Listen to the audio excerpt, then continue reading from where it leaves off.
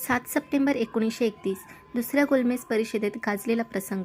दुसऱ्या गोलमेज परिषदेच्या वेळी इंग्रज पत्रकारांनी गांधीजींचे कपडे बघून त्यांची मुलाखत घेतली होती. त्यावेळी गांधींना विचारले, आपण असे अर्धनग्न कपडे का घालता?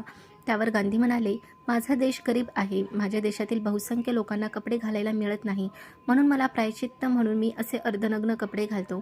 हेच इंग्रज पत्रकार डॉक्टर बाबासाहेब आंबेडकर यांना भेटले व त्यांनी बाबासाहेबांची मुलाखत घेताना प्रश्न विचारला की गांधी म्हणतात की माझा गरीब लोकांचा देश आहे, म्हणून ते अर्धनग्न कपडे प्रायश्चित्त म्हणून घालतात आणि तुम्ही मात्र महागडे उंच सूट बूट कोट टाय अशा वेशात आहात.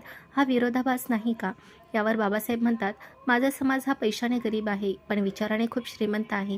माझा समाज माझे अनुकरण करतो. मी जसे उच्च शिक्षण घेतले तसे उच्च शिक्षण घेत आहे. माझ्या समाजातील सर्व लोकांनी माझे अनुकरण करून माझ्यासारखे सूट बूट घालावे म्हणून मी असा वेश परिधान करीत असतो.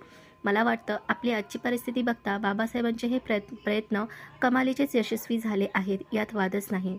जय भीम, नमो बुद्धाय.